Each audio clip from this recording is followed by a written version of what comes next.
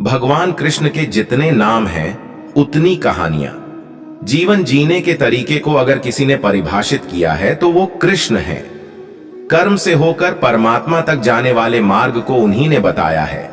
संसार से वैराग्य को सिरे से नकारा, कर्म का कोई विकल्प नहीं, ये सिद्ध किया।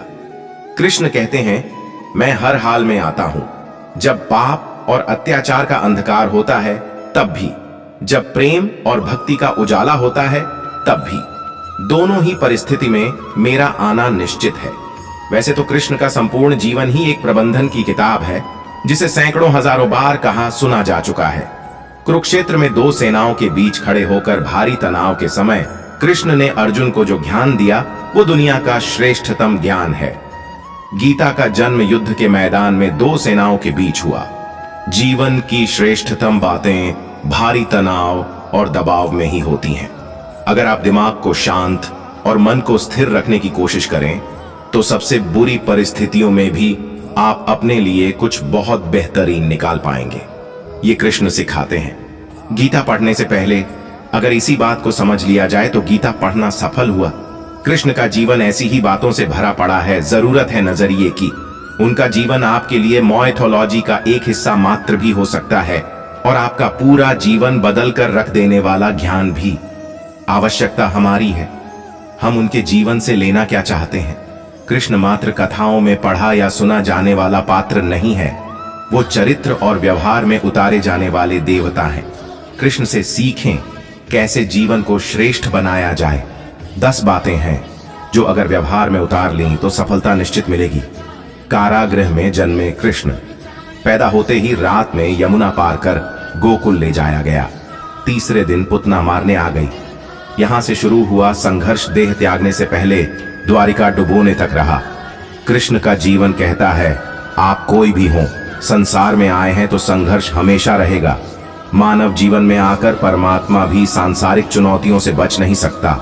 कृष्ण ने कभी किसी बात की शिकायत नहीं की, हर परिस्थिति को जिया और जीता। कृष्ण कहते हैं, परिस्थितियों से भागो मत, उसके सामने डटकर खड़े हो जाओ, क्योंकि कर्म करना ही मानव जीवन का पहला कर्तव्य है। हम कर्मों से ही परेशानियों से जीत सकते हैं। जन्म से लेकर देहत्याग तक भगवान कृष्ण के जीवन की लगभग हर घटना में कोई सूत्र है। युद्ध भूमि पर दिया गया गीता का उपदेश संसार का श्रेष्ठतम ज्ञान माना जाता है। मैनेजमेंट मास्टर कहें या जगत गुरु, गिरधारी कहें या रणछोड़, भगवान कृष्ण के जितने नाम हैं उतनी कहानियां। जीवन जीने के तरीके को अगर किसी ने परिभाषित किया है तो वो कृष्ण है। भगवान श्री कृष्ण की जीवन से जुड़ी हुई सत्य कहानियों के बारे में बताने जा रहे हैं। हम सभी जानते हैं कि भगवान श्री कृष्ण की कहानियां बच्चों और बड़ों को बहुत ज्यादा पसंद आती है, क्योंकि उनसे हमें बहुत ज्यादा ज्ञान मिलता है। हम भगवान श्री कृष्ण जी को कई रूप, जैसे कि माखन चोर कृष्ण, बाल कृष्ण, राधा कृष्ण, कुरुक्षेत्र में गीता का सार समझाते हुए भगवान कृष्ण को भी हमने देखा है। तो दोस्तों, आज के इस पोस्ट में हम आपको भगवान श्री कृष्ण जी की बचपन से लेकर बड़े होने तक की कहानियों के बारे में जानकारी शेयर करने जा रहे हैं। ऐसा भी हो सकता है इनमें से कुछ कहानियां ऐसी भी होंगी जो आपने अपने माता पिता या दादा दादी से बचपन में सुनी होंगी। तो चलो दोस्तों, अब हम शुरू करते हैं। बचपन से ही श्री कृष्ण को माखन खाने का बहुत शौक था। जैसे जैसे वह बड़े हुए उनका माखन खाने का शौक भी बढ़ता गया। वह अपने घर में ही माखन को चोरी कर लिया करते थे। श्री कृष्ण की मां यशोदा माखन को मिट्टी की हांडी में डालकर लटका देती थी ताकि कृष्ण का हाथ वहां तक ना पहुंचे। लेकिन श्री कृष्ण और उसके दोस्त हार मानने वाले नहीं थे। एक दिन यशोदा मां माखन को मिट्टी की हांडी में डालकर लटका कर चली गई। फिर श्री कृष्ण और उनके दोस्तों ने मिलकर युगत लगाई और एक दूसरे के ऊपर चढ़ते हुए कृष्णा माखन की हांडी तक पहुंच गए। उन्होंने माखन की हांडी तोड़ दी और सारा माखन खा गए। सुदामा और श्री कृष्ण बचपन के मित्र थे और दोनों एक ही साथ शिक्षा लेते थे। सुदामा बहुत गरीब था, वह ब्राह्मण था, इसलिए वह दिन भर में 5 घर से भिक्षा मांगकर अपना और अपने परिवार का पेट पालता था। उसे जितना मिलता था उसी से गुजारा करता था, परंतु मिलने वाली भिक्षा उसके लिए पर्याप्त नहीं थी। उसका और उसके परिवार का पेट भी उससे करता नहीं था। इसी भिक्षा से अतिथि सत्कार भी हुआ करता था। सुदामा की पत्नी को यह मालूम था कि सुदामा और श्री कृष्ण दोनों मित्र हैं। श्री कृष्ण द्वारका के महाराजा हैं। अगर सुदामा उनसे सहायता मांगेगा तो कभी भी ना नहीं करेंगे। इसलिए सुदामा की पत्नी ने सुदामा को बहुत बार श्री कृष्ण के पास द्वारका जाने के लिए कहा, परंतु सुदामा हर बार मना कर देता था। परंतु बहुत ज्यादा पर्यटन करने के बाद सुदामा मान जाता है और वह द्वारका के लिए निकल जाता है। उस समय उसके पास कोई साधन नहीं था। वह अपने पैरों पर चलता हुआ द्वारका की ओर बढ़ रहा था। वह संकोच और लज्जा से भरा हुआ द्वारका की ओर निकल पड़ा।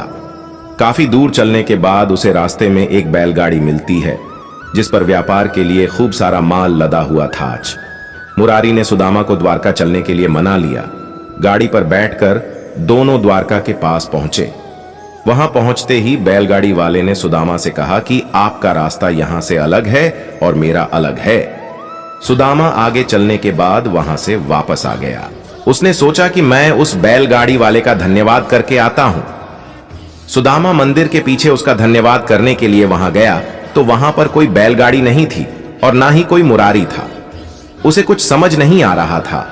वह सोच रहा था कि एक क्षण पहले वह मुरारी से बातचीत कर रहा था, परंतु दूसरे चरण में यहां पर कोई भी नहीं है। सुदामा समझ गया था कि उसके मित्र श्री कृष्ण की ही कोई लीला है। वास्तव में ऐसा ही हुआ। जब दोनों की मुलाकात हुई तो वह दोनों मुरारी की घटना पर मुस्कुरा रहे थे। एक बार की बात है कि यमुना नदी में एक मीठे पानी की झील में एक जहरीला सांप रहा करता था जिसका नाम कालिया था। कालिया इतना जहरीला था कि धीरे धीरे उसका जहर यमुना नदी के पानी को भी जहरीला बना रहा था। एक दिन उस नदी के किनारे पर एक गाय चराने वाला गया और उसने उस नदी से पानी पीना शुरू कर दिया। पानी पीते ही उस व्यक्ति की मौत हो गई। जब श्री कृष्ण को इस बात का पता चला तो कृष्ण ने अपनी शक्ति से उस मरे हुए व्यक्ति को दोबारा से जिंदा कर दिया। उसके बाद कृष्ण यमुना नदी में कूद गए और नदी की गहराई में जाने लगे। नदी की गहराई में गए तो वह जोर जोर से सांप को पुकारने लगे। उस समय कृष्ण को नदी में गए हुए काफी समय हो गया था। ये देखकर लोग चिंतित होने लगे और कुछ लोग तो वहां करने लगे थे। उसके बाद कालिया सांप नदी के अंदर से बाहर निकला और श्री कृष्ण के सामने आया। सामने आते ही श्री कृष्ण पर आक्रमण कर दिया। देखते ही देखते श्री कृष्ण उस कालिया सांप के सर पर नाचने लगे। वह कालिया सांप 1000 सर वाला विशाल सांप था। श्री कृष्ण इतनी तेजी से नाचने लगे थे कि कालिया सांप के मुंह से खून निकलने लगा। जब यह बात कालिया की पत्नी को पता चली तो वह श्री कृष्ण के सामने कालिया के जीवन की भीख मांगने लगी। श्री कृष्ण ने कालिया सांप को जमुना नदी को छोड़कर रामायण का द्वीप में जाने के लिए कहा और उसे यह आश्वासन भी दिया उन पर कभी भी गरुड़ हमला नहीं करेंगे, क्योंकि उसके सिर के ऊपर कृष्ण के पैरों के निशान छप चुके हैं। यह सुनकर कालिया सांप बहुत ज्यादा खुश हो गया और फिर वह अपनी पत्नी के साथ यमुना नदी को छोड़कर वहां से दूर चला गया। इस प्रकार श्री कृष्ण ने कालिया सांप से गांव वालों की रक्षा की।